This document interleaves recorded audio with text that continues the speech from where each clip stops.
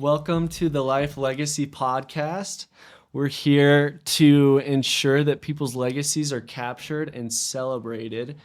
We have an amazing guest on today, and it's someone that has a story that pierces people's hearts like no other story. And he's a public speaker, and he has his own podcast. It's the 1090 Podcast, and we'll dive into it a little. But welcome, Mason Sawyer, to I'm the glad to Life be here, Legacy bro. Podcast. Yeah, thanks for having me, man. Yeah. Honestly, so with Mason, I've heard his story a couple times, and I remember the first time seeing it online, and it what he talks about is something that is so close to the soul, and I think a lot more people are going through hardships than most people realize. Like even in your Like own everyone. stories, Yeah. yeah. And so we just want one to ensure that the legacy of everyone that's involved in your story is celebrated and spotlighted, and two, that people at home they can feel some type of sympathy and empathy towards what we all face in life and our own trials that we go through. And when I heard your story, I remember there was one part where you talk about you were at some soccer game and people are complaining about traffic. Yeah. And so now whenever I think about like a little moment in my mind where I have like a negative perspective, like sometimes you come up in my head and I'm like, I can. Just live in your head rent free now. Like, why am I complaining about traffic? Yeah, That's great. exactly. Traffic does suck, though. Like, not good. So, more than anything, grateful to have heard your story and been able to learn from you. And so, just to dive into things and start with your story a little, can you give us a little bit of your background with basketball and when Love you when basketball. you came back and visited your high school, what that was like for you? Yeah. Yeah, thanks for the little intro, dude. It made me feel cool. Good You job. are cool. No, I love playing basketball, though, which is funny because, I mean, I'm like a 5'10" white kid. So basketball, that's the worst sport to pick. Like tennis, baseball, football. Yeah, but not basketball. But I love basketball, and I just started dribbling when I was 2, I think, and I just dribbled, and that's all I did. And so I get to high school. I'm a pretty good high school basketball player, and I'm lucky enough to be on a really good high school basketball team. Hmm. So like going into my senior year, I already had a Division 1 scholarship to Boise State. So I was a Division 1 player or athlete. Yeah, so you're legit. But dude, like I think I was probably the third best player on my own team. Like the dude that came off of the bench for us, DJ Talavea.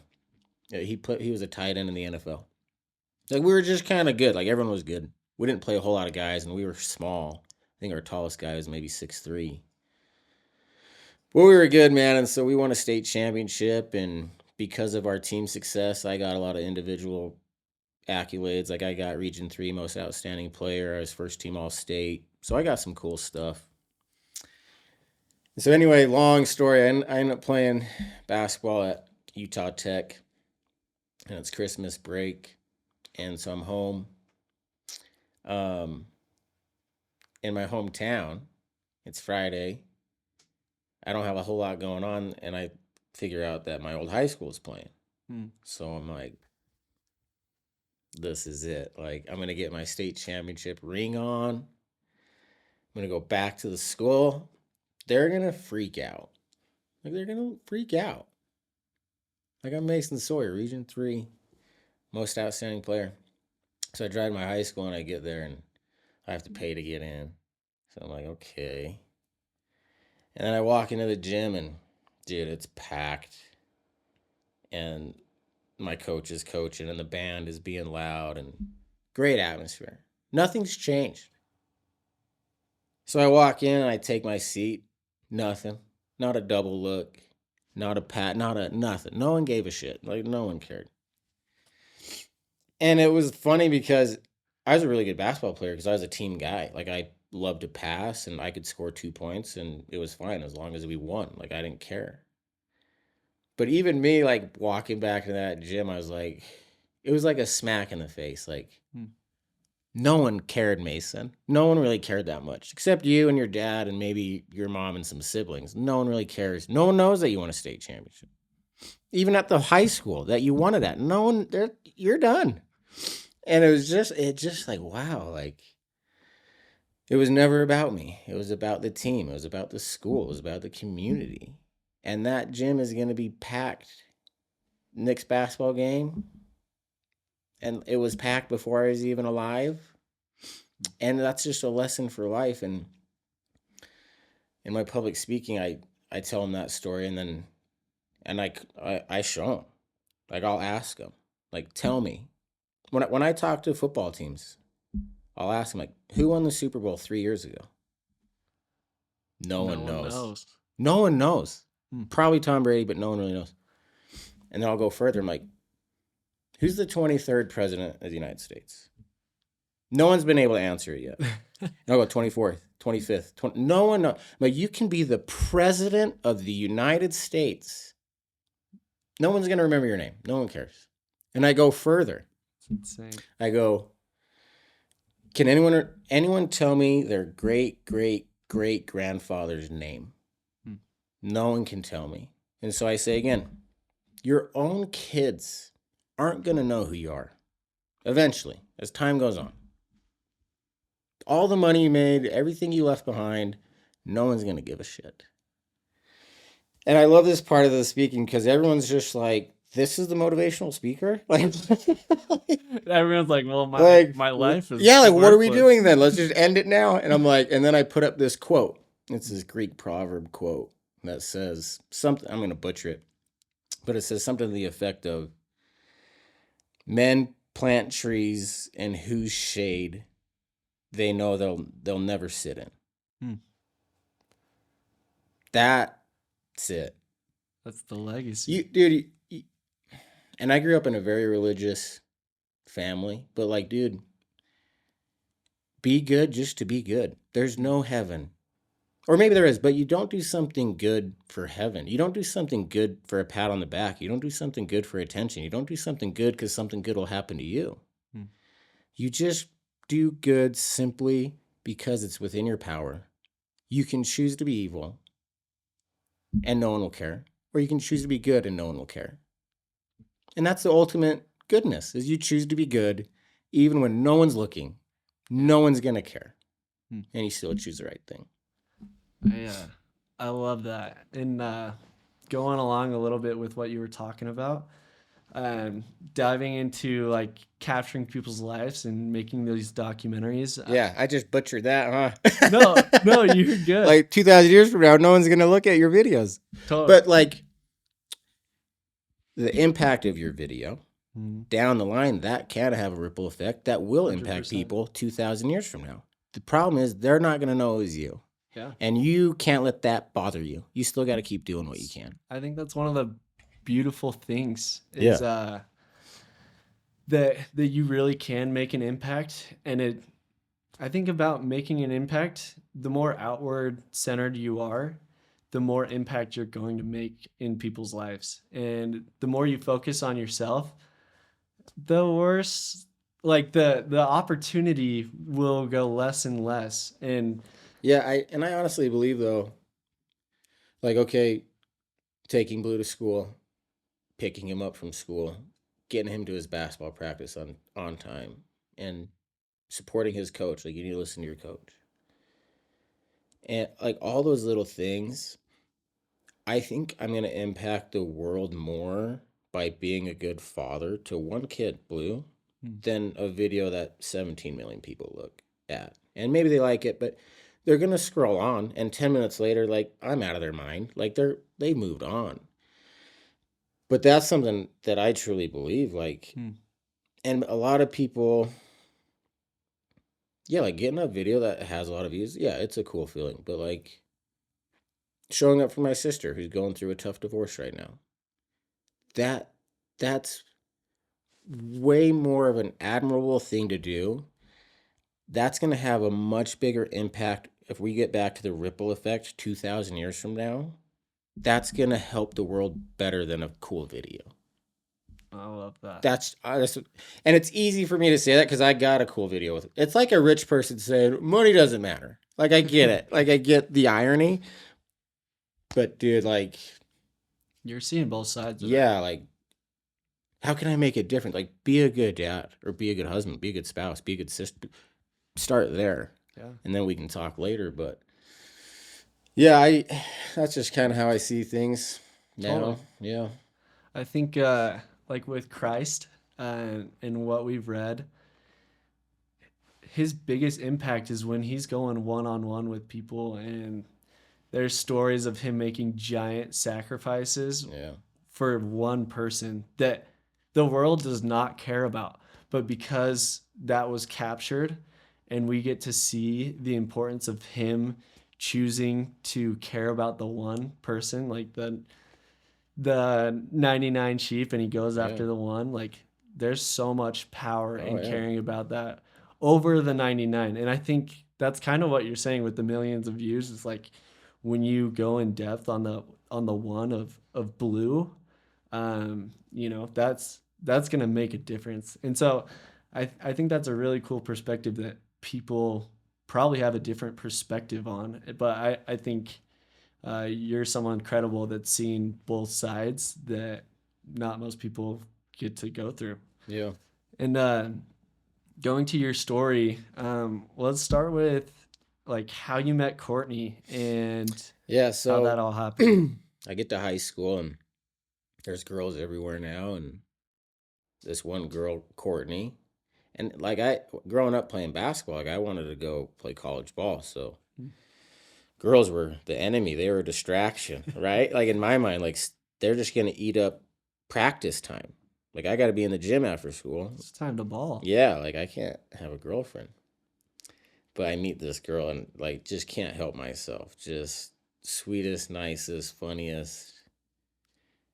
Like we just became best friends. Plus she was just smoking hot, so that was great too. So like I couldn't stop hanging out with her. And we just went to every school dance together. And I know it sounds weird. I truly believe like 16, 17-year-old kid, like I was in love. Like I was head over heels for this girl. We won the award most likely to marry your high school sweetheart. Like that's just the couple we were. In fact, because we went to every school dance together, Courtney's dad, he's like, Courtney, like you need to go to one dance, not with Mason. Like you just need to. Like that you can't go to every school dance with Mason. You need to go to one dance with another boy. And Courtney's like, I no what? Like no, like and they're like, yeah, you have to. So Courtney was gonna be like, I'm just not gonna go to the dance then. I'm like, yeah, like that sucks. Cause she didn't want to ask another boy. Yeah. Cause it was like a girl's choice dance. So she's like, I'm not gonna ask another boy. Like, anyway. So what Courtney figures out to do is, well, she decided to ask a special needs student to the dance. And like that's just Courtney. Like a tough situation, like dad, like can't take your boyfriend to the dance. You have to go with someone else. And she took a difficult situation and found a way to make something beautiful happen out of it.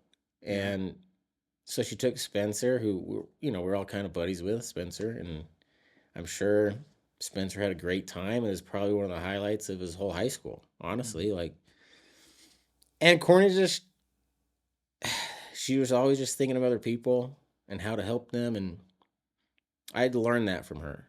Like, all right, shitty situation. How can we make it good, or what good can come from it? Pure and a positive perspective. Yeah. And so anyway, we go through high school. I serve an LDS mission for 2 years. She writes me 3 letters a week. I come home. Wow. Yeah, I come home and we get married. How long from the mission to when you got married? Like 3 months. Oh, yeah. Well, dude, like you guys are ready. Mormons get married young so they can have sex, right? I mean, let's just call it how it is. Like if that wasn't it, then they could wait longer. But like, yeah, like 3 months, let's get this going. But yeah, so we get married and Well, we almost got married before my mission. Like, I almost didn't go. We almost got married, and I'm like, oh, I'll go. Anyway, that was a long story, but yeah, I met Courtney, and we were just best friends, and started having a family. So we had our first kid my senior year. So I was playing college basketball at Utah Tech. Our first kid, Riggins. I wouldn't recommend it. It was tough being, because Courtney was working graveyards as a nurse. Oh, And then so we had to watch the kid, and then it was tough, but schedules are all jacked up. yeah, but man, it was looking back now, we were so poor. Dude, I remember like we'd be working intramurals at the college like making $400 a month together, living off of that and then my scholarship. Like that was all we had. And I remember like if someone brought like a Little Caesars pizza to work, like it was a big deal for us. Like, wow, Courtney, dinner, come here, hurry, get 2 pieces before. Like poverty, dude. But it was great. So I graduate, Courtney graduates. I go back. I get the coaching job at my old high school. Courtney gets a nursing job. So we actually go back north to where Courtney and I grew up. And we have 2 more kids, Blue and Frankie. And we're just living life, dude. We have family always wanted. And, it's kind of like life's going so good, something bad's about to happen. That's kind of exactly what happened. Like life was literally never better for me. You're in your fairy tale. I married my high school sweetheart. Like we had a great relationship. Wasn't perfect, but like pretty damn close. Like it was good. Beautiful kids, happy family. Dream job. Like I was coaching high school basketball. Like I love basketball. I mean, we weren't rich, but we weren't poor. Like we were good, man. And then I get a phone call to go back to St. George, Utah. Sorry, I'm going all over the place, but you're good. Go back to St. George, meaning that's where I played college basketball at Utah Tech, St. George. So I get a call from these people back in St. George that work at Nets on Fire, which is like this big basketball complex. And they basically like call me with my dream job. I didn't even know it existed, but they're like, hey, we need a basketball skills operator to train basketball players, help us put AAU teams together, travel and coach. And we'll pay you this much. And I'm like, Courtney. She's like, what? Me? She's like, this is your dream job. I'm like, I know. And she's like, well, we got to do it. I'm like, all right. So we take it and we love St. George. Yeah. Living there during our college days. And Courtney and I always said, like, if we get an excuse to go back, like, we're going back. We love St. George. And so here it was. So, like, we're going back. And Courtney's such a great nurse. And everyone loves her that we moved to St. George and she has 3 job offers. So she gets to pick because she's just awesome. So she's just picking like, so she's enjoying it. It's going really good. And another great part about living in St. George is my brother Race lives there. And so me and him started hanging out a lot. His youngest son, Ryder, would babysit our kids. And it was cool. Were you guys close in age, you and Race? Race 30. He's 5 years older than me. 5? Okay. So he's probably, man, the time frame is time in my head does not work well. But he was probably 37. Okay. Around that when this was going on. Yeah. Yeah. So who is Race? He's your brother? Dude, how would you explain him? Race, dude. He's the middle child. So I'm not even sure what I mean by that, but I'm a middle child. I you get it. Get it. Yeah. He's a state championship wrestler. Just kind of weird. Like we went on a family cruise and he just wore a Speedo like the whole trip. And like on purpose didn't shave very good. Like no manscaping for Race on purpose. And the poses he would do, like he'd put his foot up, like, just really gross. That was Race. I remember when he was in high school, this bully was picking on this kid and he goes up to the bully and he's like, hey, leave him alone. And the bully's like, what are you going to do about it? And my brother Race, he gets in trouble a little bit. And so he wants to get into it with this bully, but he can't get in trouble. So he needs the bully to throw the first punch or whatever. So he's trying to think of like, okay, how do I get this bully mad enough at me to leave the kid alone? And it can be me and him. Fighting. Yeah. Me, yeah. So he leans in and he kisses him right on the cheek. Just plants one on him. And this is during lunchtime, cafeteria, right by the principal's office. And so people are like, What? and this is like 20 years ago, so no one's woke yet. Like people are like, it's what? Like it's not good. So the kid's so embarrassed, he punches Race in the face, and my brother Race says, "You punch like a girl." And so he winds up to punch him again, and then Race gets him in like a wrestling headlock that I experienced every day as a child.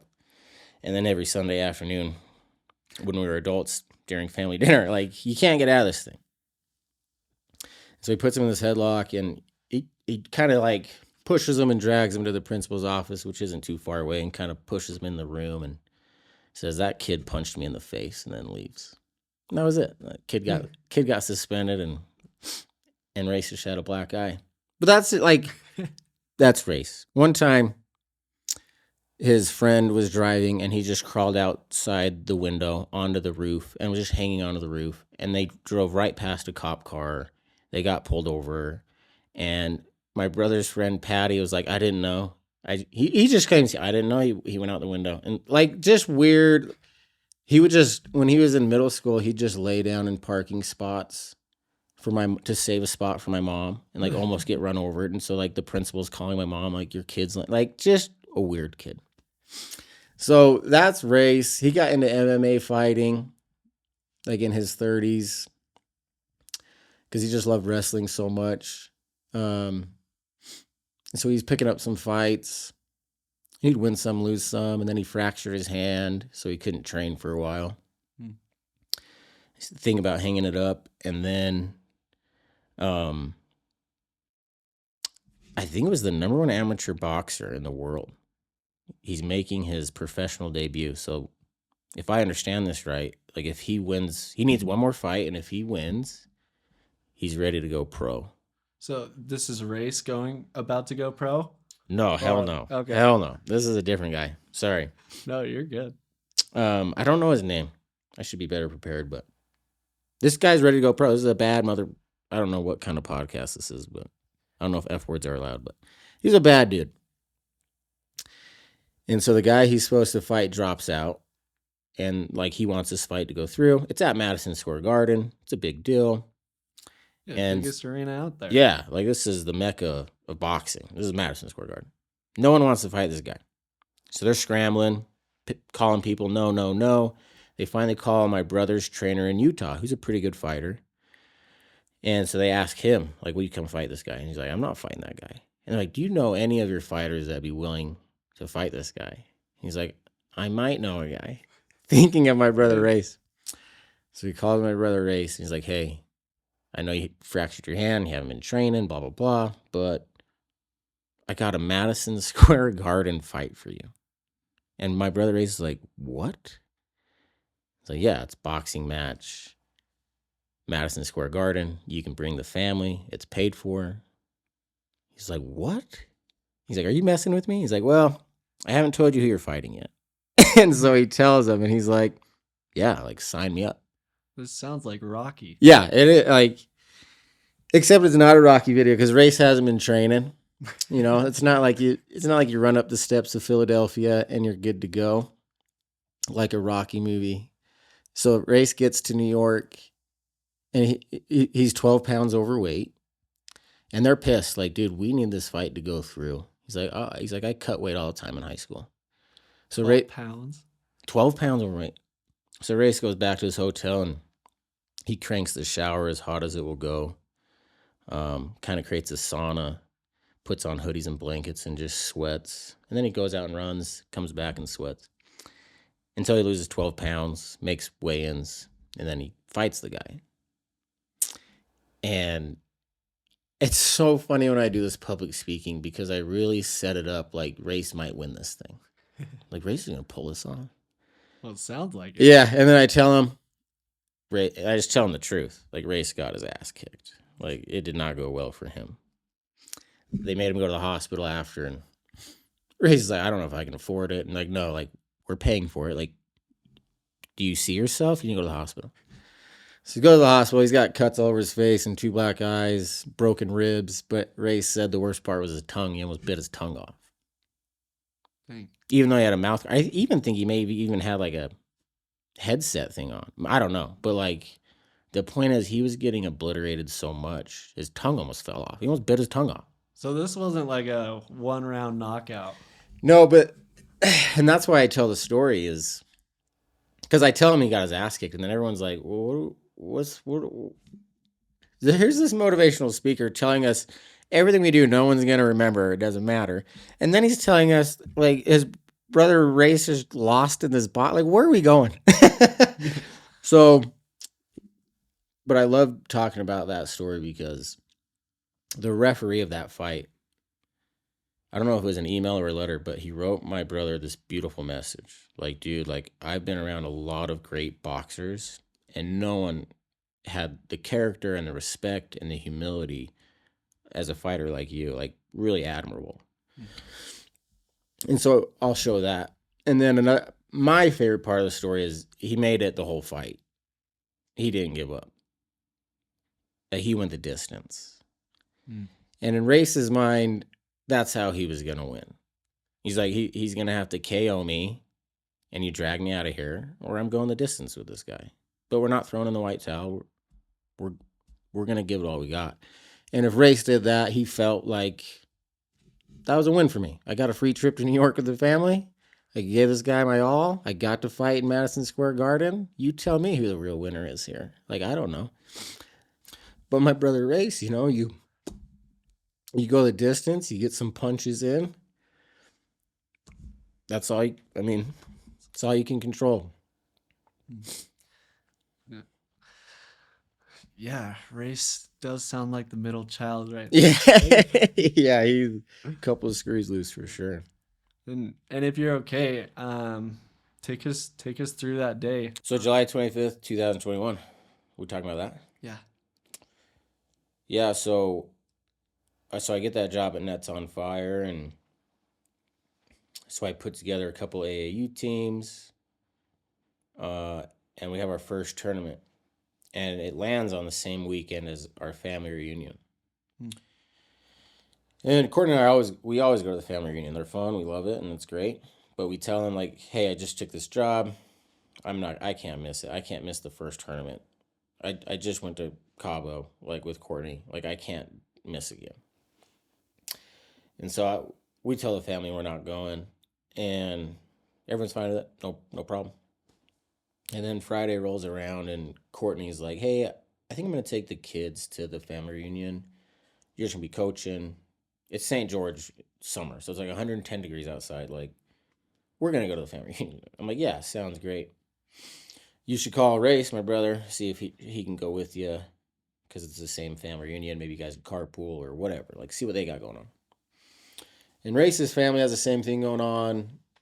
His wife, Keisha, can't go. Their daughter, Faith, can't go. And their son, Ram, can't go because of work and football and things. But my brother, Race, could go, and his youngest son, Ryder, could go. So they ride with my family to the family reunion. And then on that Sunday coming back, they were in Fillmore, Utah. And I remember my wife texted me, like, just leaving Fillmore, see you in a little bit. I said, great.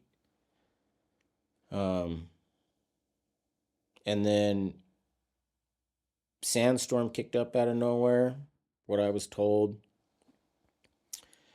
I still don't know a lot of details about the accident, to be honest with you. I just haven't. And anyway, big dust storm kicks up out of nowhere and engulfs the highway. No one can see, causes a 22 car pileup. 8 people die, and 5 of those people are my family. Huh. And so I remember phone rings. Well, actually, Keisha called me. My brother's wife, Keisha, called me and was like, Mace. She's like, where are they? They should be here. I'm calling Race. It's going straight to his voicemail. It's weird. Like, something's not right. I'm like, I'm sure it's fine. Like, I'm sure they're just rolling in late. They'll be here any minute. It's fine. Let me call Courtney. So I hang up with Keisha. I call Courtney straight to her voicemail. I call Race straight to his voicemail. I'm like, that is weird. So I sent him a text. What's going through your head at that moment? Nothing, honestly, nothing. Like, just barely starting to think about anything. So just kind of in the stages of it.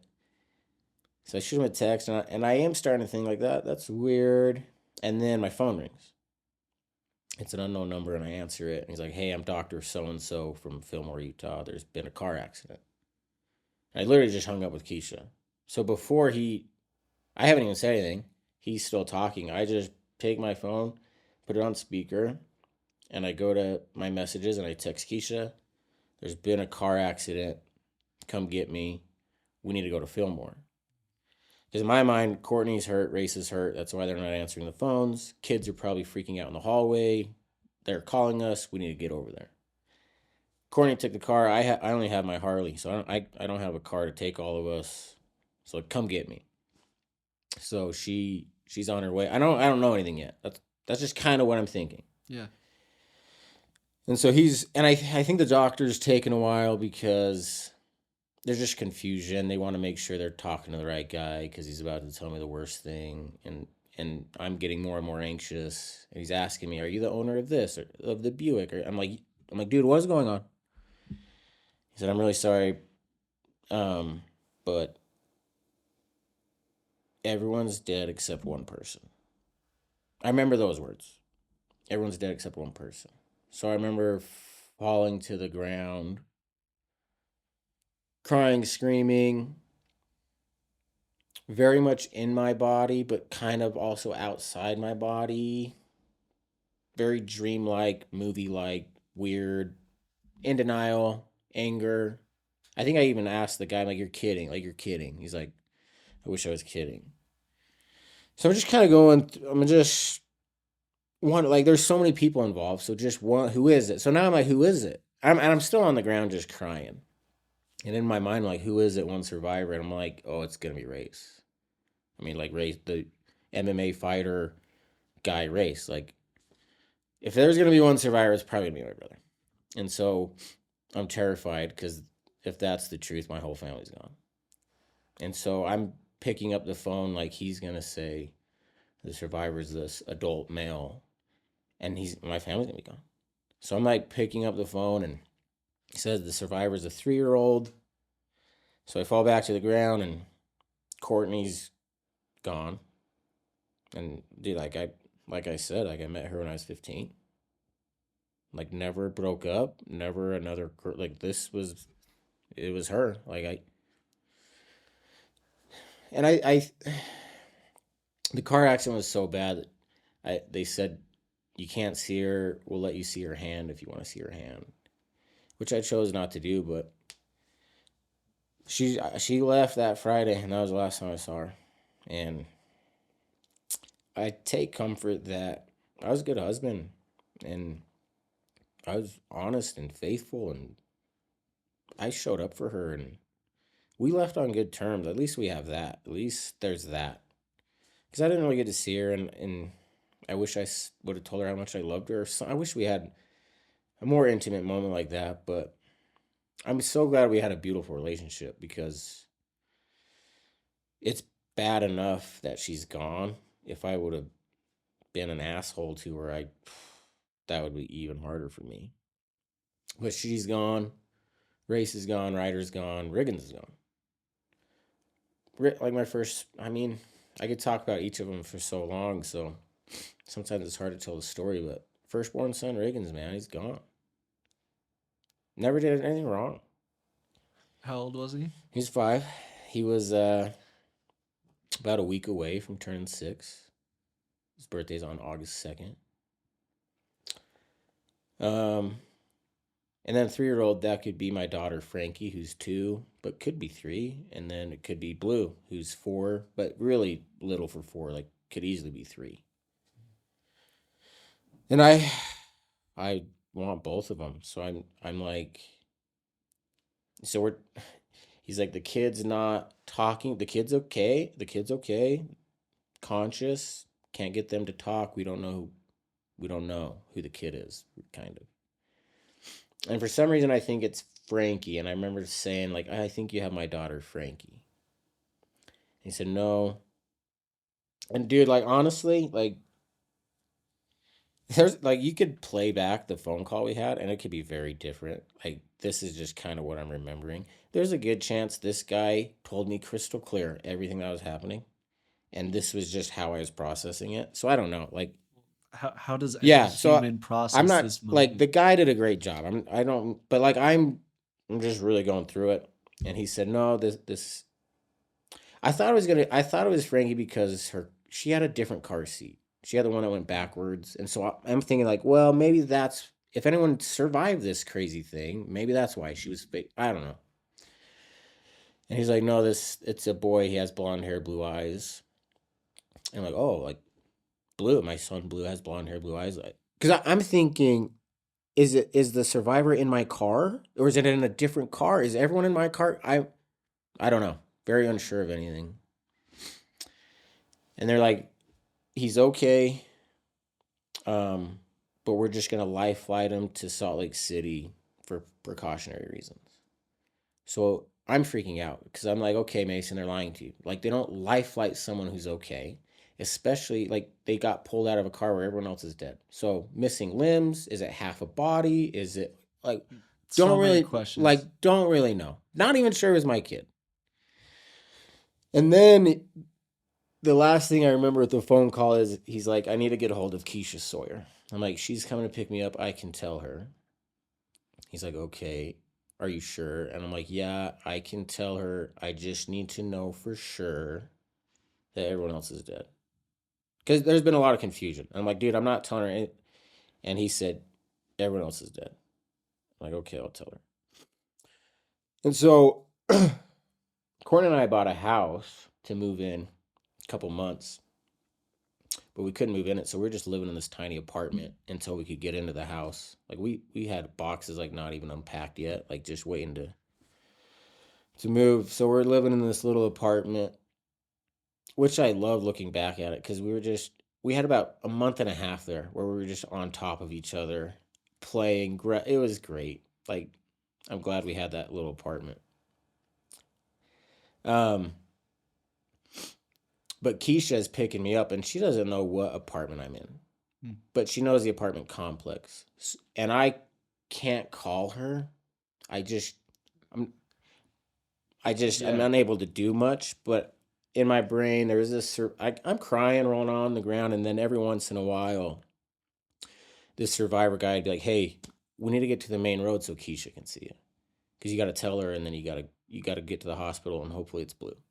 So I have that guy, he'd step in, and then other guys would take over, like the crying guy or the disbelief guy or whatever. So I remember I finally get out of my apartment and I collapse and I just start screaming and crying. And it's Sunday evening, St. George, Utah. It is quiet, just echoing in this. I'm slapping the pavement crying.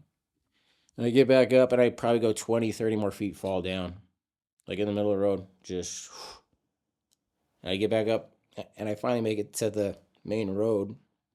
And I collapse again and I'm slapping the sidewalk. And now people are coming out. So people are coming out. Like, what is going on? I just look like a man possessed, probably, like by a devil. Like, You're in the worst yeah, I state am just of rolling around, ever. and they're trying to keep me from running into the road. They're just trying to protect me, is what I remember. Like, just stay in one spot. And they asked me, like, what's going on? I said, my family just died in a car accident. I think that's what I said. And they kind of went, like, silent. And then Keisha pulls up. So I got to my sister, so I kind of flag her down and I hop in the back seat of her car. And so she's in front of me driving. Her daughter, Faith, is in the passenger seat. The other kid wasn't with him, he was back at home. And they're kind of looking at, and like they see me, and I look at them, and it's clear that they don't know yet. And so I'm like, there's been a car accident, everyone's dead except maybe Blue. And Faith, my niece Faith, who's probably 16 at the time, lets out this scream like,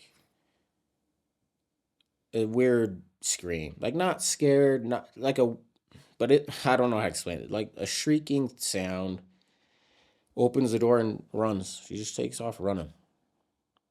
And I look at, so she's running, and then I turn to look at Keisha, and her head drops. She's like, "Oh, my precious Ryder." And if I'm being 100% honest with you, I forgot that Ryder went with them. I thought it was just my brother. So when Keisha said that, that hit, I'm like, Ryder's gone too. Because I forgot Ryder went with them. So that just, I had that. So Ryder came a little later. Um, so Keisha can't drive, and she doesn't really have a reason to drive because Race and Ryder are dead. And so I'm with Keisha and Faith and some strangers.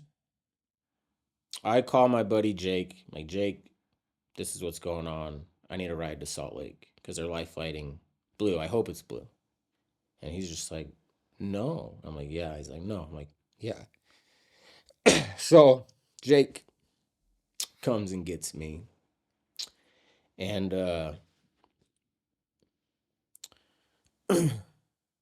I have to leave Keisha, who's just, Oh my gosh. yeah. Um, but I tell Keisha and Faith, I'm like, I'm so sorry, but I gotta leave you. Because Blue might be alive. So I call my parents. I'm like, hey, they're life flighting Blue. Can you guys go to the hospital? Because if it is him and he's alive, I want someone to be there for him. I'm like, yeah, we'll go to the hospital. My brother Sage was driving up from Salt Lake, or he's driving down from Salt Lake to St. George to be with Keisha and Faith. And then then Keisha had some friends comfort her in the parking lot a little bit later. But yeah, so then Jake drove me 4 hours. We had to go through the car accident to get there. Oh my Get to the gosh. get to the hospital full of nurses. Like, just give me a break. Like, it's just too much, man. But Blue, he was all right. He was in a neck brace, but just to be careful, he had a fractured hand and then some deep cuts on his head. We spent one night in the hospital, and then we walked out the next day. And now you just had the worst moment that's Yeah, like, I mean, yeah, Well, I thought that for a long time, and then I got into podcasting and public speaking, and then no, I'm not alone at all, actually. There's a lot of terrible stories, some worse than mine, some not as bad. And then ultimately, one thing I've learned is you can't compare grief. It's a mistake to do it. And I think comparing grief is one of the reasons that leads to why men don't talk about their shame and grief mm, is how can I talk about it if this guy who's going through so much worse isn't talking about it? I I can't be that weak.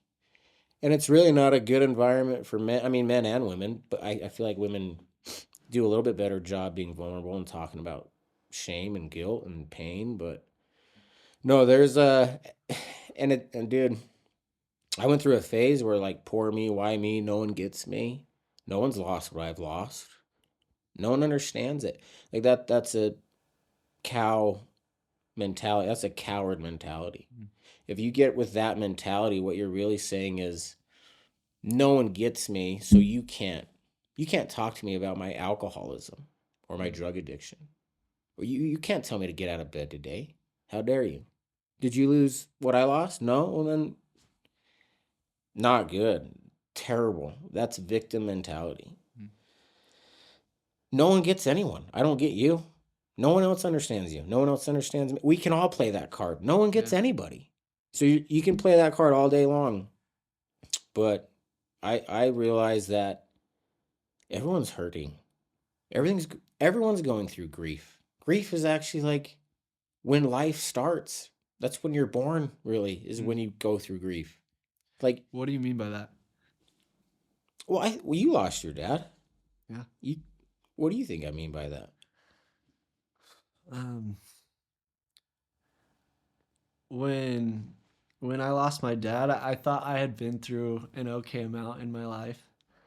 And when I think of that experience, I think of everything I went through, bundle that up, and times it by 100. Yeah. And Well said.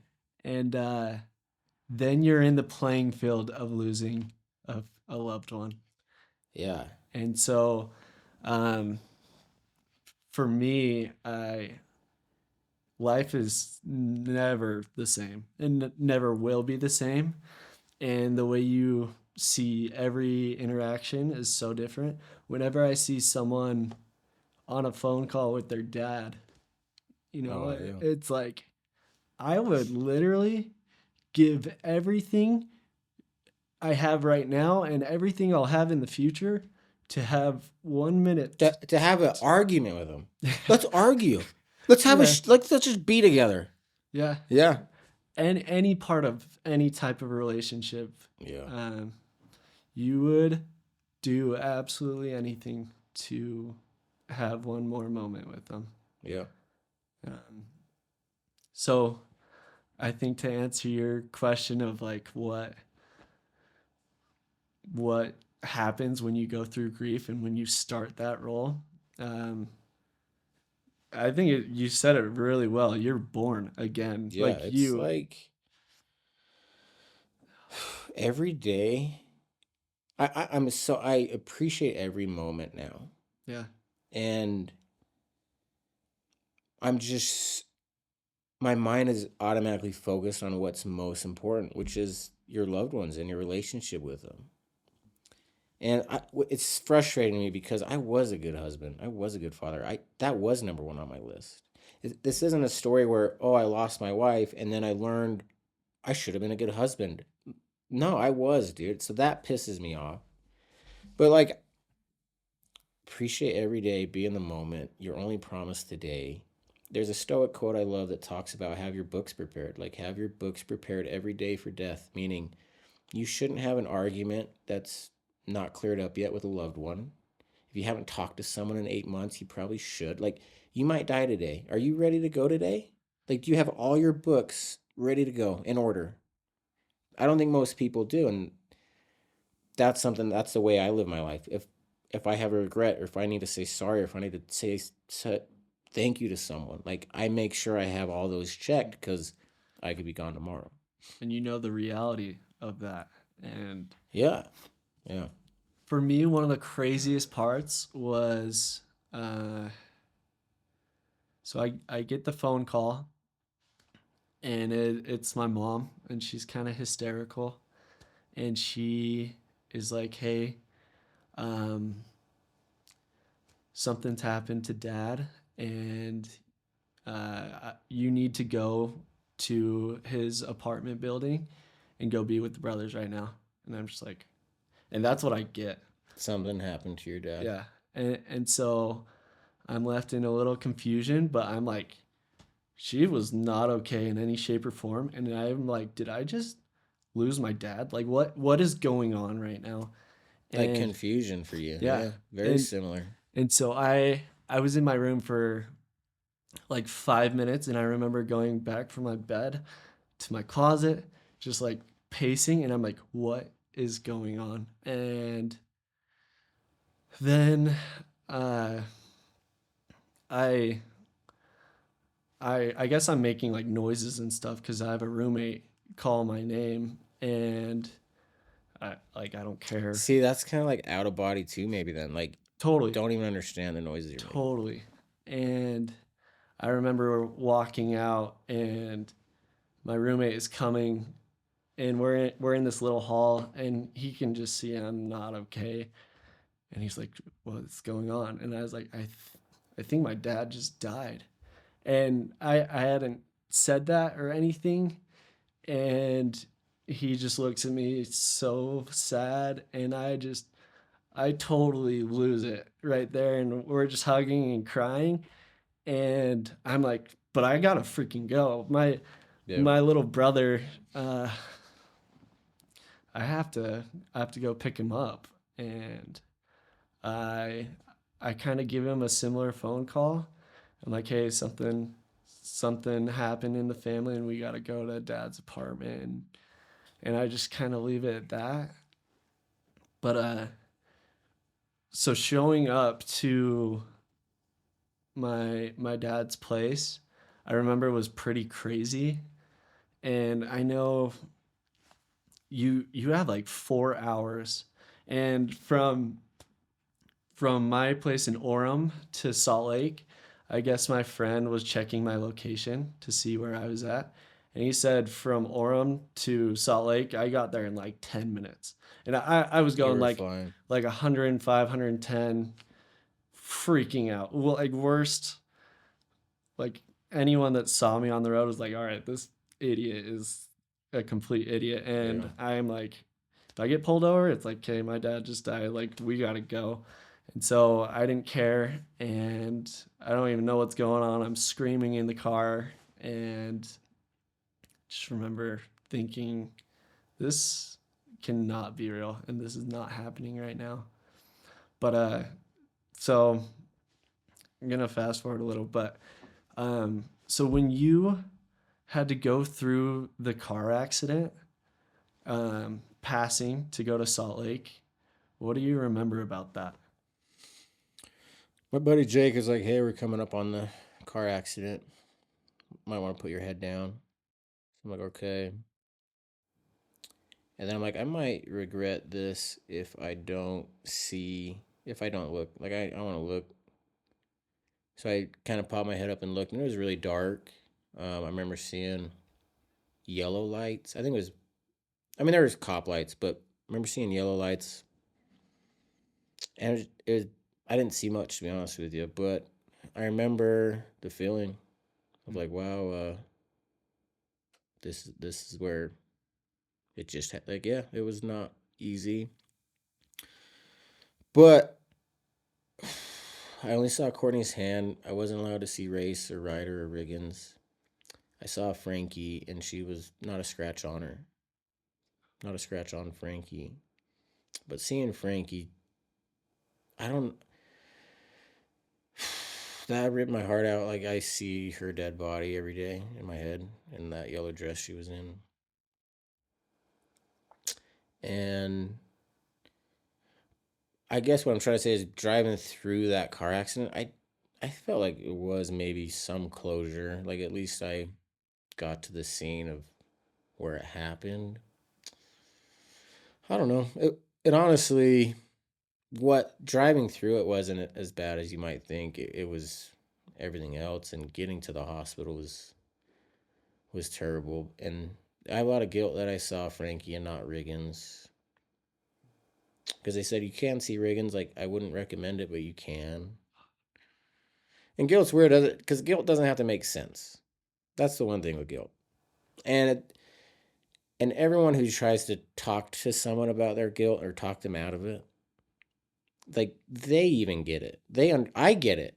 Like, I understand I don't need to feel bad about wishing my brother wasn't the survivor. But I still feel terrible that I did. And I feel terrible that I had a sense of relief when it wasn't him. I know there's a part of me that gets the logic. Like, even Race wouldn't, like, we all get it, Mace. Like, you wanted your wife or kids. But that's not how shame and guilt work. There's a very real other person that feels terrible. And I have a lot of guilt and so much guilt, shame that I wasn't in the car. Yeah, and like, I would love to be in the car and just die with him. I'm not even asking, don't even give me a survivor. Just, if nothing else, just let me see the storm with him. Let me be with Frankie and Riggins and Courtney in their worst moment. And I feel terrible that I picked work or basketball instead. But I have the logic guy like Mace. You don't need it. And I get that, but yeah, it's not how it works, man. It's very real. So, what has helped you get through that guilt and shame that you don't, deserve to have, and the logic, that you, um, it's like totally makes sense, and you don't need to have that. But of course, we all have that little guilt and shame of XYZ of what Yeah. we've gone through, right? Like, what's helped you get through that? Talking about it. Hmm. I don't know why, but if I talk about how bad it hurts and how shitty I feel, it doesn't hurt quite as bad, and I don't feel as shitty for a little longer, and then I need to talk about it again. But we all have, dude, we all have demons or secrets or problems, whatever you want to call them in the dark. Like, we don't talk, we all have them. And one thing I've learned is if you man up and you shed light on it, it's scary. I get it. And it's going to be painful. But if you shine light on a demon, it becomes your friend for some reason. It flips the whole thing. If you can just talk about it and admit it, it really does. Like the minute I start, and I went from never talking about it and never looking at pictures of them because if I talk about it, it hurts worse. So why would we do that? It already hurts enough. We're just going to not talk about it and we'll drink and we'll do whatever. And then the minute I went to therapy and started heading into it and facing it head on, it didn't make the pain go away, but I found joy within it. I found purpose within it. I found a reason to keep going. It still hurts. The storm's still hitting me, but I've gotten stronger and I found the beautiful parts of the storm. Yeah. I mean, from going from your fairy tale, To hell. you literally had your Yeah. dream job, you got your dream girl, I did. and your kids to waking up the next day and your world is essentially like crushed. Like Yeah. And how think about Blue. Like Blue goes from a middle kid oh with his little sister chasing him around. He's chasing his brother around. Beautiful mom and loving father to only kid with a really messed up dad now. Like, think of his world. gosh. So knowing that, that's really, I mean, if it wasn't for Blue, I'd probably be in a hole with my family. Like, so he's everything to me. He kept me going and then kind of turned into this podcast speaker thing. And I found more purpose doing that stuff. But I mean, let's not get it twisted. It's being a father to Blue. That's why I'm here. Like, yeah. Yeah. So blue is kind of your purpose. Like, Yeah, for sure. yeah. Yeah. And what does that mean to you? Showing up.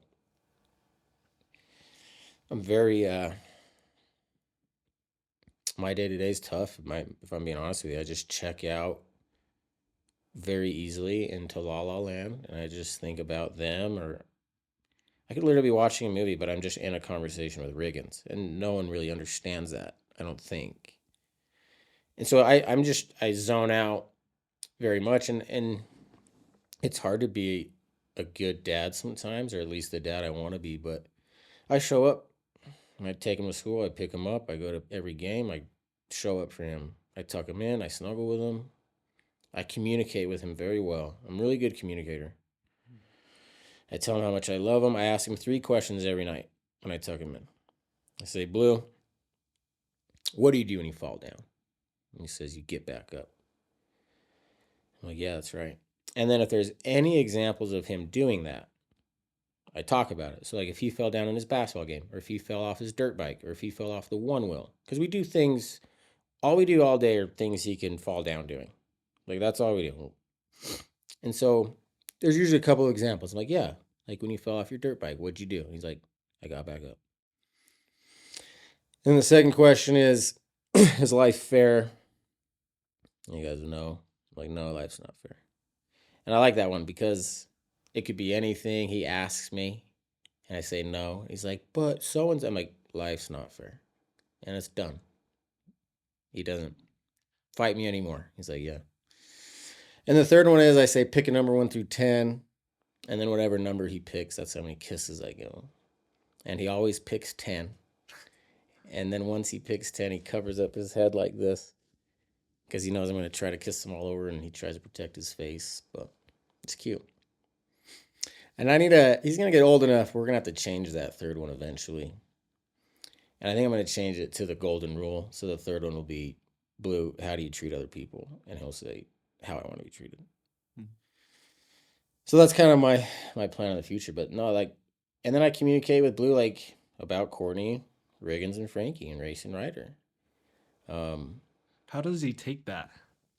So if things come up naturally, like if he sees a kid at school with a Catboy backpack, he'd be like, "Oh, Riggins loved Catboy," or "Oh, Frankie watched Blippi," or Dino. Like those are very easy for him. Hmm.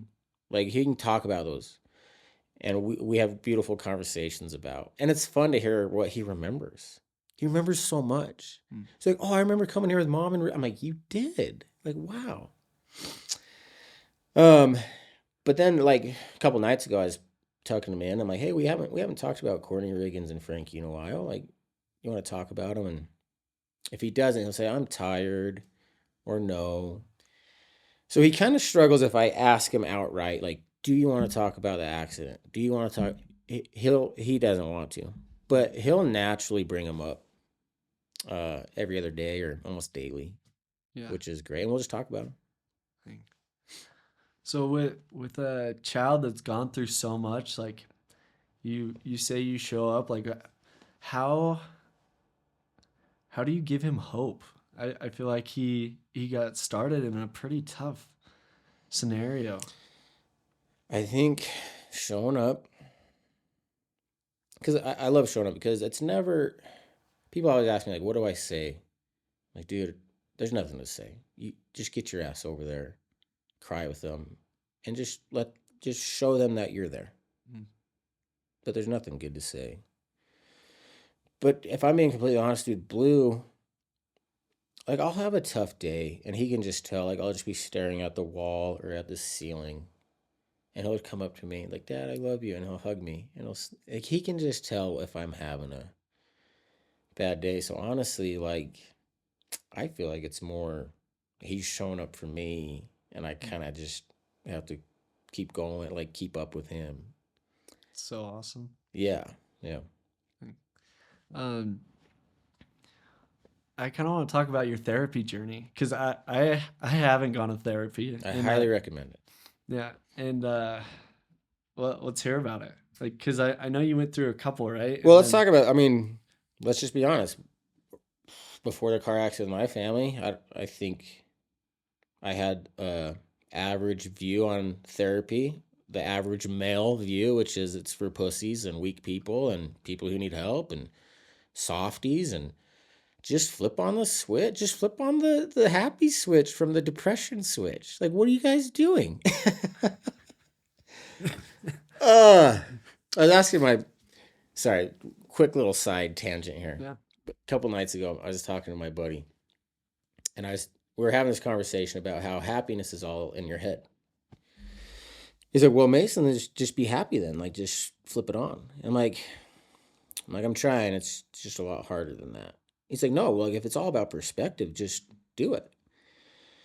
Like, let's try to have this conversation a different way.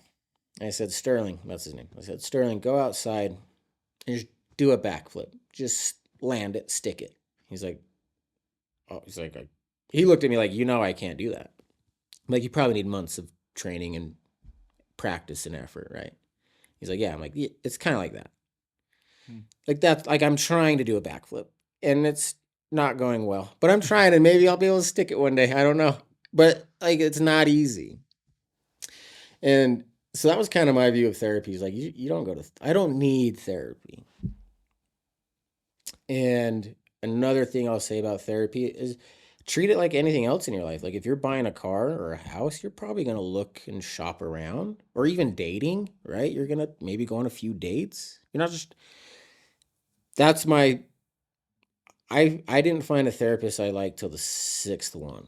Like, yeah, it didn't go well for me at first. And it was 90% my fault. Like I just didn't care for it. I hated it. My mindset in therapy was, am I going to get any of them back doing therapy? No, then what the hell are we doing? Hmm. That's just how I saw it.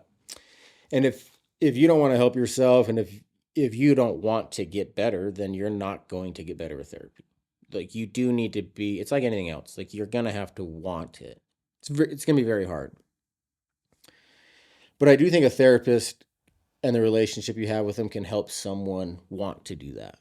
And I finally found a guy that he made me want to get better because he helped me remember like walking back into my high school gym. after the state championship. And I was expecting people to notice me. And I was reminded, like, oh, it was never about me. He reminded me of that in our first therapy session. And he said, he called the car accident in my family an opportunity. And I wanted to hit him in the face. I'm like, you're what? And then he said, Mace, like, and that's the thing with opportunity. And I grew up an athlete, and I thought opportunity was like you work hard, you pay your dues, you show up, you don't make mistakes, and then the guy in front of you gets hurt or something happens, you get this opportunity, you take advantage of it. And that's true, but opportunity can also come from the absolute worst, most unfair things. But it still is an op. In other words, what are you going to do about it? Yeah. That's what he's saying. Like, what are you going to do here? How did he word that? He said, Mason. So this is how I went into therapy sessions. I'd tell him about the night of the accident. I said, I want to die, but I can't die because of blue. So I'm just here in this weird limbo. Can't live, can't die. And so Matt said, Mason, if you wanted to drink yourself to death or kill yourself, I don't think anyone would blame you. And I'm just like, what? This guy's an idiot. I don't think he can legally say that. Like, I'm so close. I just might do it now. But then he immediately said, but Mason, like, if you want, you can help so many people. And then he said, Mason, tomorrow someone's going to lose a spouse. Someone's going to lose a brother or a sister. Someone's going to lose a son or a daughter. Someone's going to lose a niece or a nephew.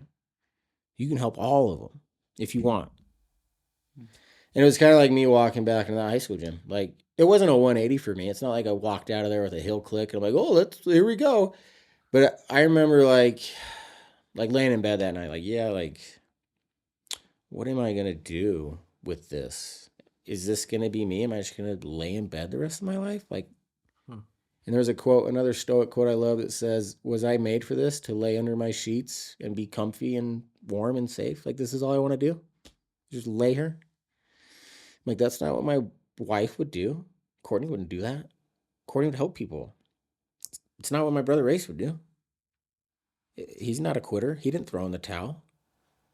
And so for them and my kids, like, I just kind of had this perspective of, okay, I have to accept this thing. This is my life now. What are we going to do with it? Let's try to help people. So I want to become a grief counselor, therapist. That's what I want to do, like, long term, when I feel like I can get through a master's program. But right now, the way I'm helping people is just public speaking and podcasting.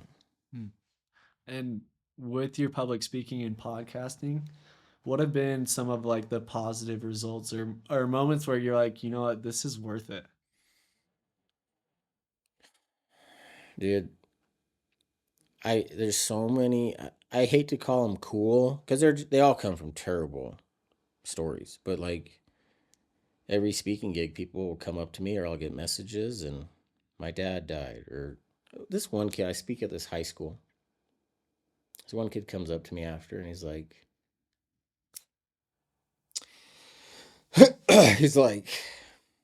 when I was a kid, I saw my dad shoot my mom. And he said, I don't really talk about it. And he told me, thank you. And then he just walked away in the hallway, probably to class. And I'm just like, damn, that's really messed up. Yeah. But I get a lot of messages, and it goes back to that whole thing of we're all in the grief. We're all experiencing grief. And if you haven't, you will. And we're all fighting this thing. And we got to team up to talk about the shame and guilt that's associated with it. And we're not alone in feeling that way. And talking about it is one of the best ways to fight it and turn it to good. And I don't think we talk about it enough. Can you make the mistake that you talk about it too much? Yeah, probably. I don't know. You can do anything too much. But I definitely think we're on the side in our society where we don't talk about it enough. It's kind of like you get the funeral and then you get the death date. And then other than that, like, just kind of shut up about it. That's kind of how I feel anyway. And I'm like, no, screw that. I'm going to talk about them. Sorry. I remember the funeral being so horrible. And I felt like when you have someone pass, you have 2 seconds to plan like a wedding or some insane thing. And it was such a weird experience where, yeah, like people would tell you like their sad sorrows, and you're like, I'm like in the worst state of my life. Like I can't talk to anyone, and there's a line of like 400 people here that want to talk to me. Yeah. What was that experience like for you? I was in so much shock. I remember walking in. It was at West Jordan High School, where Courtney and I went to high school and where I coached basketball. And I remember we had four caskets because Courtney, Race, Ryder, and then Frankie and Riggins we buried together. So we had four caskets. I just couldn't believe it. So I was in so much shock, and I was mad. I was so mad that I had to stand there. And I'm like, I thought it was like torture almost. I hated it so bad.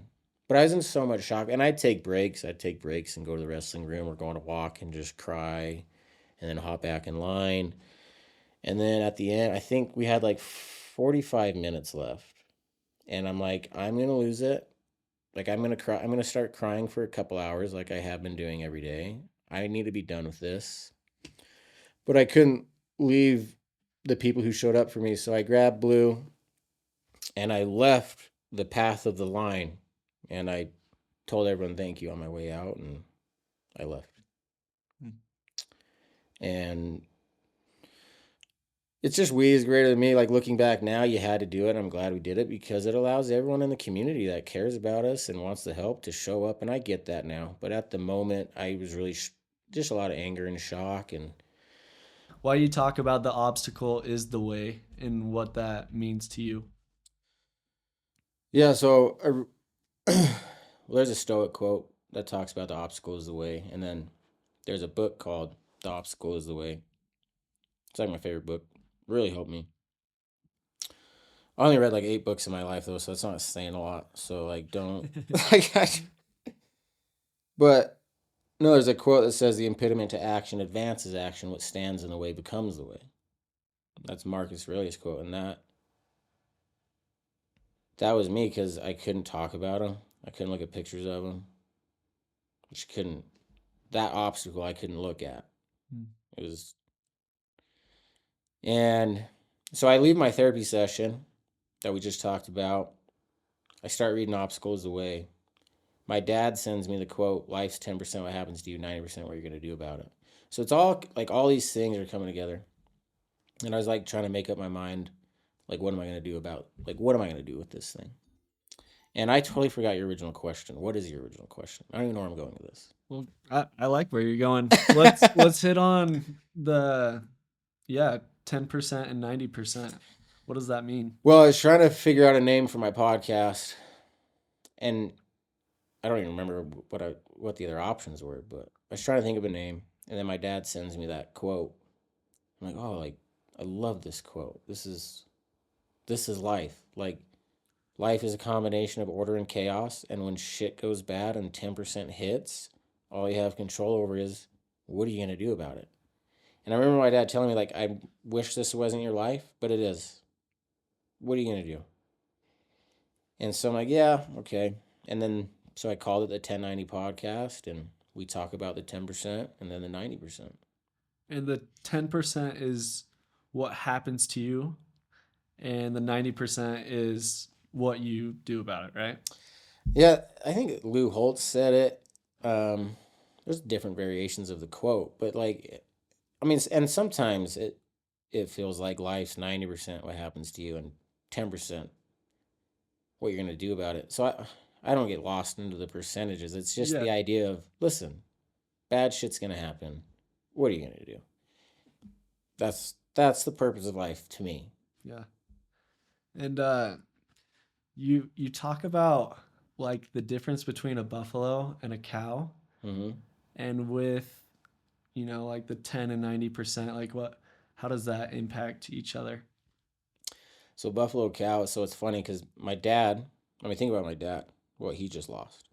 So he's going to grief counseling. He wants me to do it with him. I'm like, Dad, I can't commit to things 2 weeks from now. I don't know what I'll be like in 2 weeks. So I'm sorry. I was like, I get it. So he goes to the grief counseling, and like the next day he sends me an email.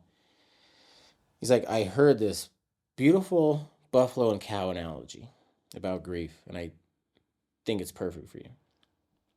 So he tells me the analogy, and the analogy is about how buffalo and cows can both sense when a storm's coming.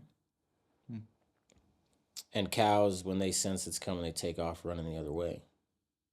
And that's relatable to me, to everyone. And that's what I was doing. Like, couldn't talk about him.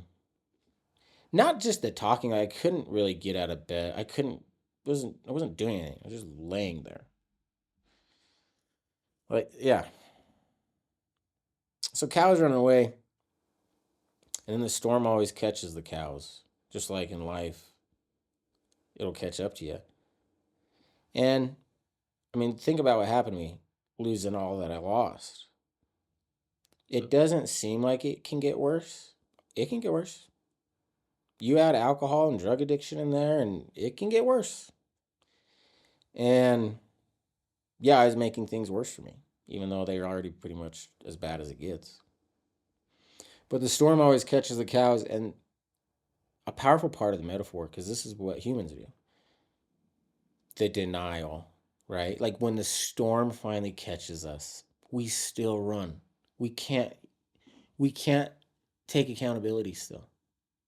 We're so focused on avoiding this storm that even when it catches us, we still run. And when the storm catches these cows, they're tired, man. And they're still running. So now they run with the storm. And it's much worse than it ever had to be. Buffalo, they run right into the storm. And the buffalo are scared too. If they're not, it wouldn't be cool if they weren't scared. It'd just be like, okay. They're terrified. They're probably more terrified than the cows because they actually see it and it's getting closer and it's getting colder and it's getting wetter and it's getting more dangerous. Like, ugh. They're charging it. They're charging right in it. And buffaloes rarely are alone. They're usually with a group.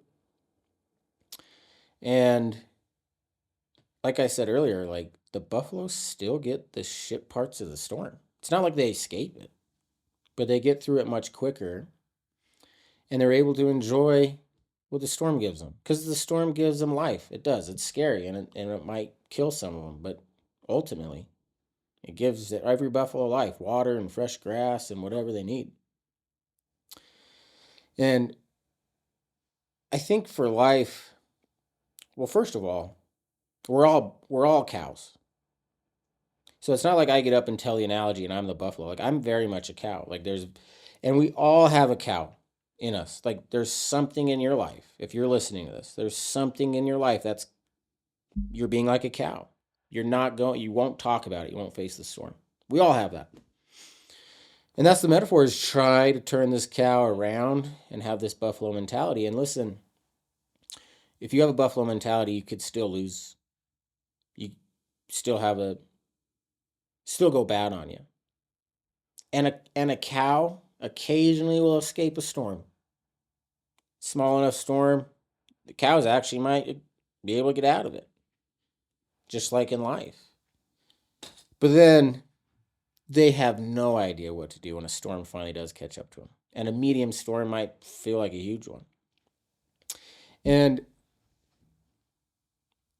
the mentality of a buffalo, that's what it's about because life is just a series of storms. Hmm. And so even though you head into one storm and it might mess you up, that doesn't mean you were wrong. When the storm comes again, you charge it again because it's your mindset. That's how you live life. And that's what it means to be a buffalo. It doesn't mean it's going to be any better or easier. It's just the mindset and your perspective of it. That's like storm, bring it on. This is why we're here. Versus storm, get me out of here. Yeah. My opinion is that like One of the biggest confidence boosters for me is when I actually have to face a storm. Um, I believe that there's a higher being, and we will not be given anything that we are not able to overcome to some extent. And we all have the choice to be a buffalo and run towards that and see, changing the perspective of like why me to what is there to be learned from this, like like that moment when your therapist is like, well, what are you gonna do? Like you Yeah. could this could be a giant opportunity. So essentially, I think what he's saying is, here's the storm you're describing. Are you going to be a cow or buffalo? Yeah, Yeah. I like it. Well, tell us when Blue talked about Humpty Dumpty. So Blue, I don't know where he watches YouTube Kids. He has a bunch of friends and cousins in school, so I don't know where he got this from, but he's doing the Humpty Dumpty thing. And he's like, Humpty Dumpty sat on a wall. Humpty Dumpty had a great fall. All the king's horsemen, all the king's men put Humpty Dumpty back together again. Like, Blue, like, no, they didn't put him back together. He's like, yeah, they put him back together. Like, no. And but I'm like questioning myself. I'm like, they didn't put him back together, right? Like, am I like, so I look it up and yeah, of course I'm right. And then I all of a sudden I'm in this Humpty Dumpty rabbit hole. Like I'm reading these articles, all these theories on Humpty Dumpty. Like some people thought it was a cannon used in a war. Some people thought it was a king of this great city. Some people, like all these cool theories. Anyway, so I'm going down this rabbit hole and I find the original Humpty Dumpty poem, message, whatever. And I'm going to butcher it, but it was very much the same thing. They just use like old English. But yeah, the whole story from the beginning of time was Humpty Dumpty sat on a wall. Humpty Dumpty had a great fall. All the king's horsemen and all the king's men could not put Humpty Dumpty back together again. And before Blue said this, I went to Australia for a podcast with my buddy Craig. And as I was there, we watched this movie. What was it called? It was so Joining Joe. Finding Joe. Oh, Finding Right? Joe. Finding Yeah. Joe. About Joe Campbell and the hero's journey. Anyway, the first scene in that movie is about this golden Buddha. And these monks are worshiping this golden Buddha. And they get word that a different army is going to come attack them, try to take over their land. So the monks are like, oh shit, like, oh no. So to protect this Buddha, like they don't want it to get destroyed or stolen or whatever. So to protect their Buddha, they cover it up with mud, dirt, cement, sticks to make it look like a statue. And it works. So that the people invade and they take over their land, but they don't touch the Buddha statue. And years go by, and a monk goes up there to worship, and he notices like a little shining thing on this Buddha. Like the sun's hitting it just right, and he sees it sparkle a little bit. So he walks up to it, and he kind of breaks off a piece of the cement, and he sees gold. Like there's gold under here. So he runs back and he tells all the monks, like, this thing's made out of gold. Because, right, none of these monks know. They've been here for years and years and years. They think, even the own monks think it's just a regular statue. So all these monks go up there and they rip off all the cement and mud and dirt, and it's beautiful golden Buddha. And the whole point of the analogy is when you're born, you are born golden. Like, that you understand what it means to be good, and you have desires and goals and aspirations, and you want to help people, and you want to become your best self, and you want to live life, and we all have that.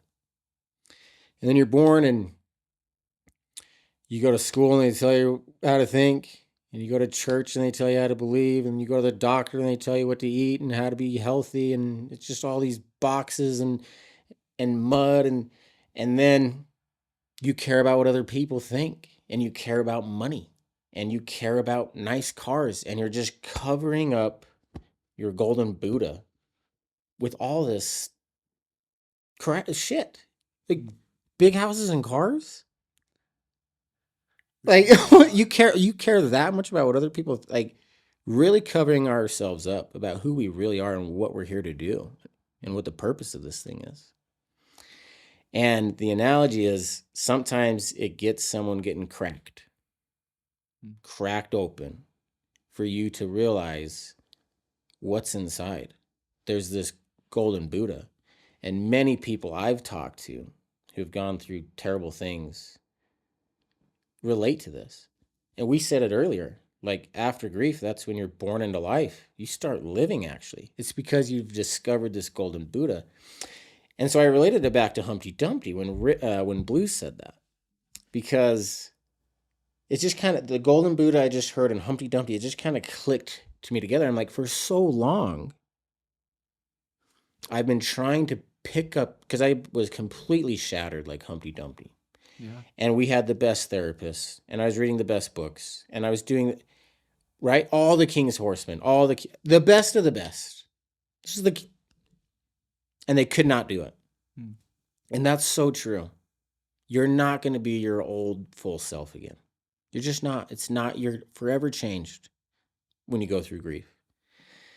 And what I learned is instead of trying to put all these pieces back together, I found the golden Buddha. I've been cracked open, and I found this strong, powerful person that understands what's most important in life, and understands, at least better than I used to. I just see it all so much better now. And it's not about trying to pick up the pieces. It's about discovering who you really are, that golden Buddha. And sometimes it takes the worst thing to crack that open and discover it. But it's not about putting it back together. It's about looking inward, what has been covered up. And that's really helped me, is discovering what's inside of me. And I like to wrap that up with another Stoic quote from Marcus Aurelius. I don't know it word for word, but it basically says, like, don't feel bad for me because I've been through hard things. It's the people who haven't been through anything difficult that you should feel bad for, because they have no clue who they are. They have no clue what they're capable of. They have no clue about the golden Buddha inside. They're so worried about mud and cement and that stuff. And the part of the golden Buddha, back to their analogy that they use in the movie, they kind of end it by saying, once you discover a little gold, you spend the rest of your life trying to rip off the cement and the mud. And I think that's what I've been doing. I've just been trying to rip off the rest and be more vulnerable and try to find the golden Buddha. What do you think has helped you to, like, rip it off? Blue. And then my loved ones that are, dude, my wife, Courtney, I think any guy that loses their wife would say the similar thing, but she was a warrior. She just did good to do good. Like I was talking about earlier, like she didn't care about a reward. She didn't care about anything. And it's so ironically sad, because she was such a good person. If anyone deserved help with a sandstorm from God or whoever, like send sand the other way, or if anyone deserved a flat tire or whatever, it was her, for all the good she did with not asking anything in return. And she didn't get any of that. And so what that taught me was, back to what we already talked about, if you're a really good person, you don't get there's no reward. No one's watching it. You don't get points. It's not going to help you. It's not going to help save your life. But you still choose to be good. Because you can choose bad, but you don't. And she was the best example of that. And showing up, she was the best example of that. And I always talk about showing up, and that's because I got that from her. She showed up for me and our kids every day, all day. I think a big part of, like, it's people like Courtney that make humanity doable and possible, and for there to be good in the world, there has to be Courtneys, right? Yeah. And these bright examples of people that really do make a difference, and that ripple effect can happen. And yeah, the sad thing, like if you think about artists and stuff that have really done a lot, most of them we find out about their beauty and their amazing pieces that they've done after they've passed. And it can be hundreds of Yeah. years. But the beauty, I think just like the gold, it will always come out just at some point, and it's never when the people want, you know. But Hmm.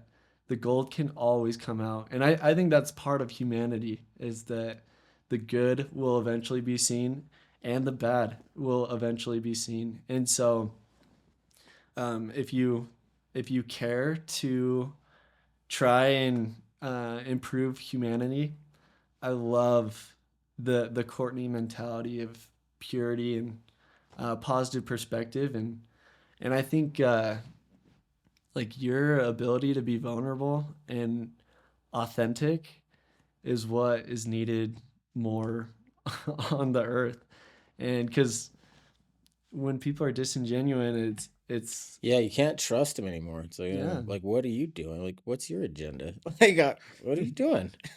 Well, I think that goes to like Marcus Aurelius, where Yeah, he's talking about like feel bad for the people that aren't cracked, that haven't gone through these yeah. things, right? Don't feel bad for Marcus Aurelius. He lost like 5 kids, dude. The thing I love about Marcus is, dude, he was writing in his journal. He didn't want anyone to read. He'd probably be like, don't read it. Like he probably wouldn't want us to, like, you know what I mean? Like it was never his intent to be this. He was writing himself. It was a journal to help him be a good ruler, so he wouldn't be overruled by his own ego and power like every other ruler. Yeah. And that's he didn't ask anyone to follow him. He didn't promise you blessings if you. This is literally his heart, soul, mind, and that's why I love Stoicism. Is it's such a pure thing. Mm. And was he a perfect guy? No. Can you find bad things about him? Probably. But he did Sounds like that. a That's human. straight from his heart. He has no idea we're talking about him. He was Mm. 2,000 years ago. So yeah, I love Stoicism because of that reason. Well, is there uh, any advice that you would give to people that, you know, still have a bunch of clay on them and they have not necessarily been cracked? What advice would you give?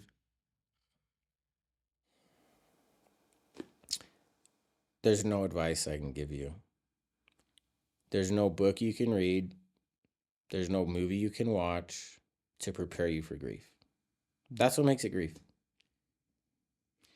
And talk to people that loved ones diagnosed with cancer for a year, 6 months. They have 6 months left. They know it's happening. Still, they pass away. Not ready for it. I can't. Yeah, Yeah, it's just something that has to happen. yeah. And I remember right when my dad passed, I was trying to prepare myself. I knew I was about to go into like a dark place, right?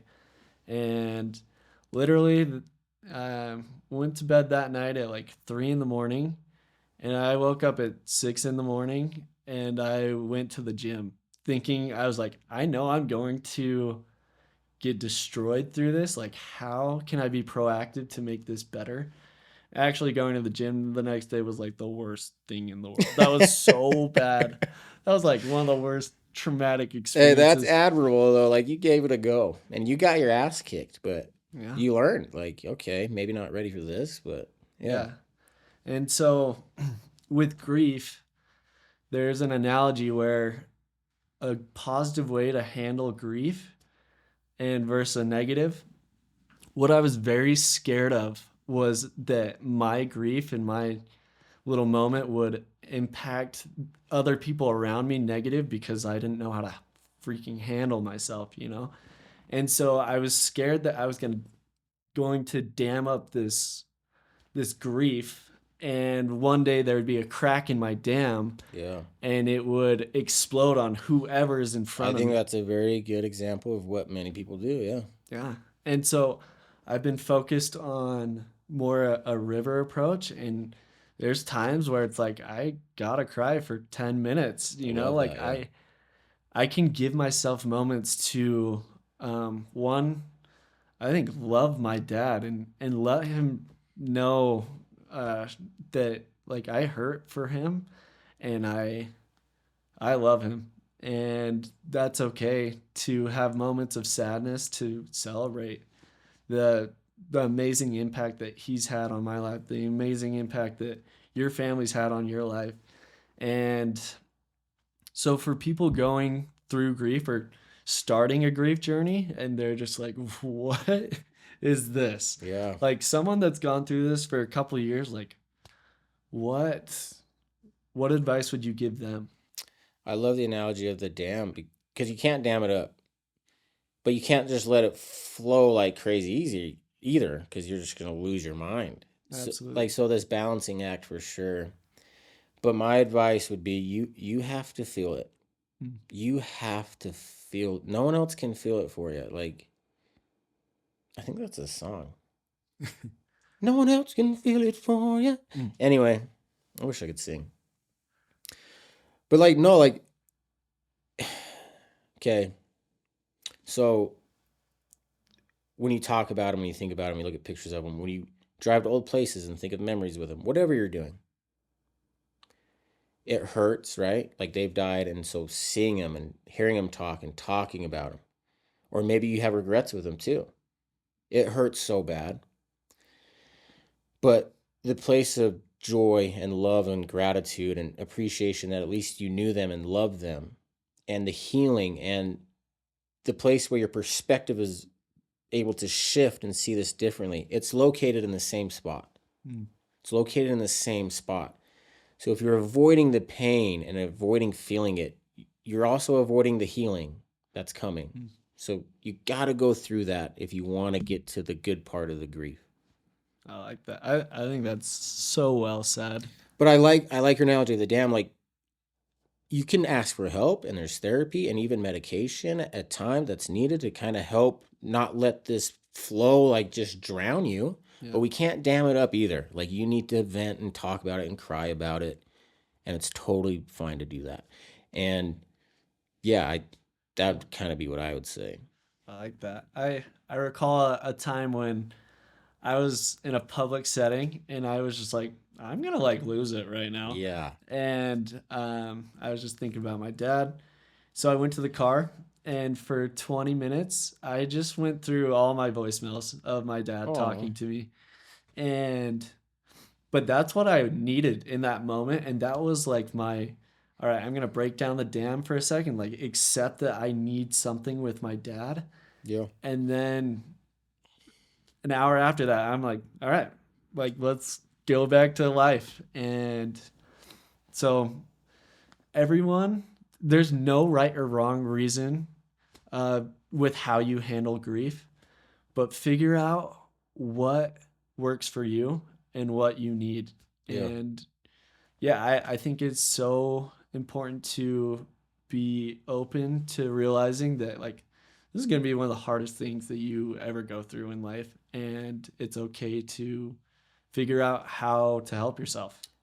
Yeah, and also it's a life sentence. It's going to be with you your whole life. So you better start figuring out how to have a relationship with it and how you're Mm. going to walk through the rest of your life with this thing because it ain't going away. Yeah, So there's that part too. I love that. And because with most trials and things, it's like, all right, couple months, Right. and You lose like your at job, the I can get a new job. Tough breakup, I can get a girlfriend. Like, yeah, yeah, but you lose a kid, like, yeah. well, like that first month, everyone is like, hey man, like, are you okay? Like you get that every once in a while from a good friend. Yeah.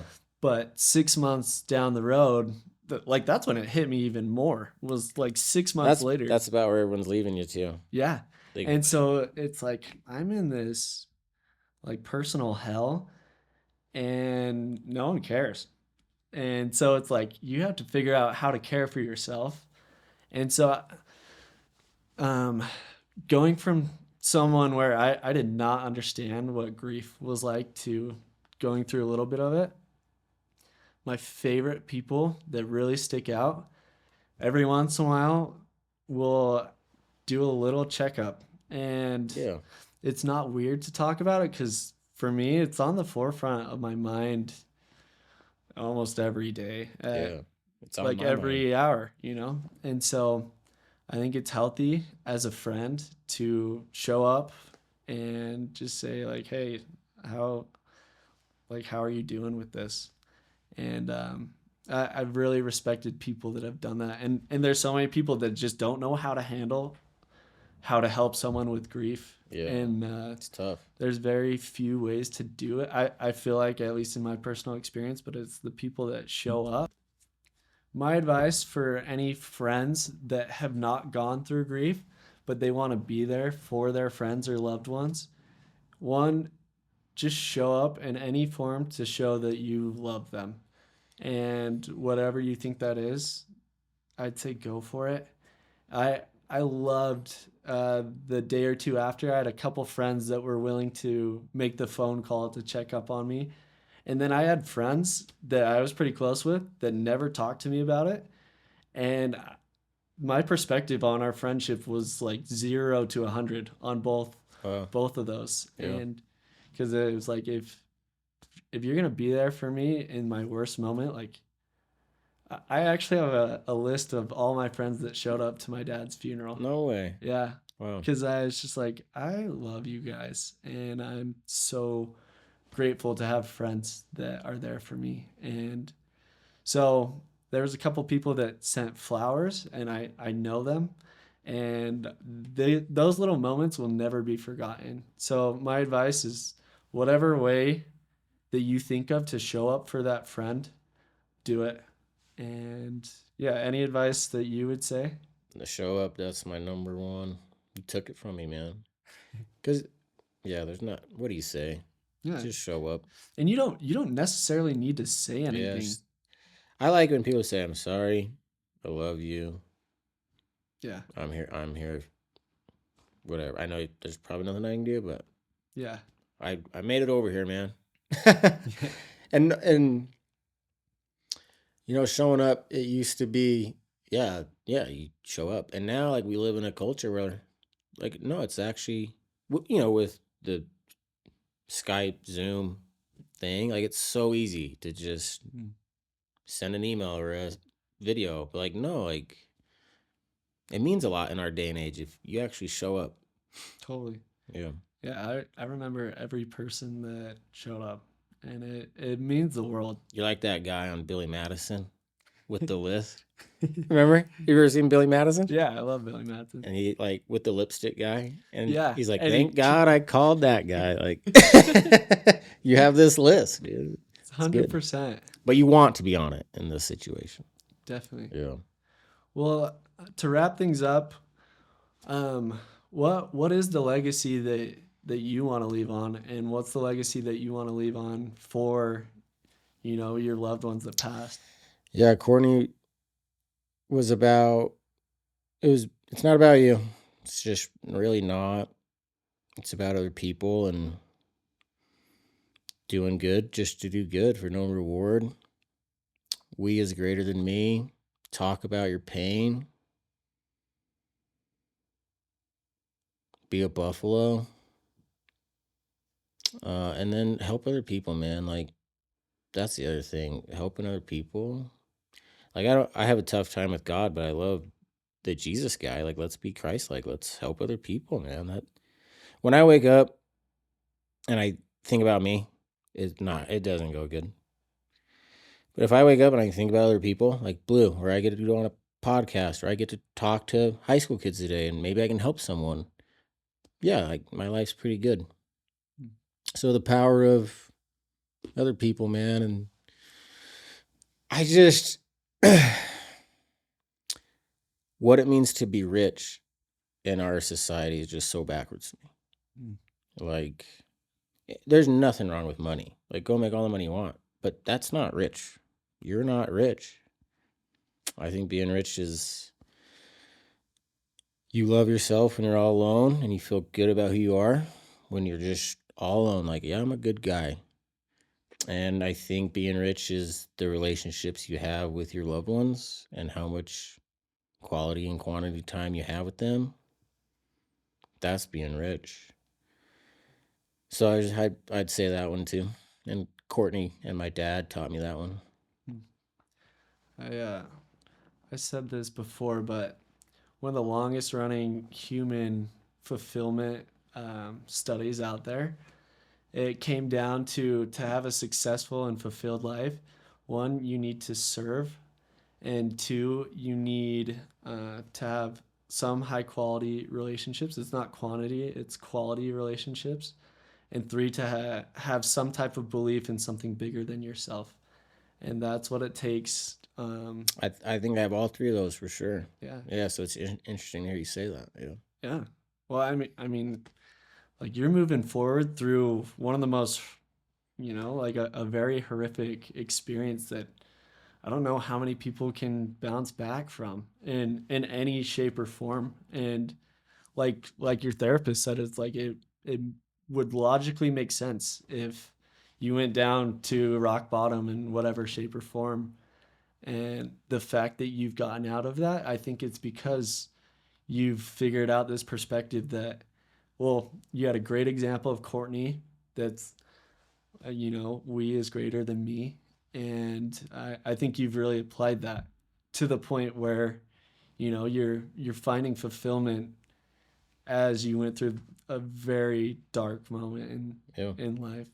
Well, thank you, man. Appreciate it. Yeah, of course. I think you're doing a cool thing. So I hope you guys, doing podcasts are hard. I read something the other day that like 90% of podcasts like don't make it past episode 4 or so- what? Do you know what it is? I don't know, Yeah, but it's not easy, dude. So I think it was 80% of podcasts never do more than one podcast. And to be in the top 1% in podcasts, you have to make over 20 podcasts, and you will be in the top 1% of Wow. all podcasts in the world. wow. And, like right now, to have influence, it's attention. And one of the podcasts is one of the greatest avenues to really speak on whatever message, whatever purpose you have to push forward. And Yeah. I and think so- podcasting is funny because we used to have face-to-face conversation, like no cell phones. This Yeah. used to be life. Like if you went to a train station or an airport, you'd talk to people. have a podcast. That's what you would do. Like you would talk to people Yeah. for we talk to each other.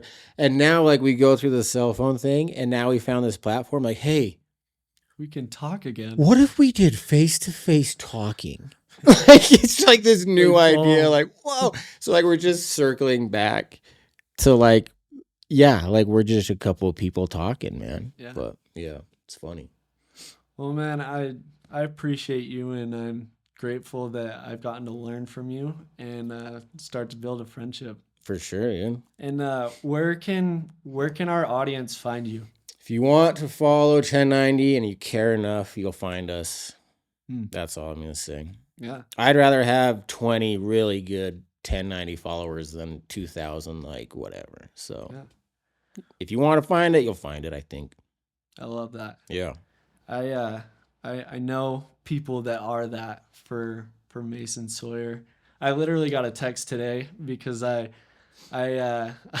told a family member that I was like, hey, I'm meeting with Mason and I'm stoked. Oh, that's so And cool. then my family member told another person, and I get a text like, I cannot believe you're Aw. talking with Mason. Like, that's the sickest thing ever. That's so funny that someone thinks that. Like I just Well, no, dude, that's what I'm yeah, it's talking funny. about. But yeah, it's cool. People are proud of Yeah. you, how far you've made it, and like what you're achieving. And I think there's so much respect for those people that are living in fulfillment and not necessarily chasing riches as priority one. And it seems like you have that figured out. And, Yeah. and so it's respectable. Thank you very much, man. Yeah. Appreciate it.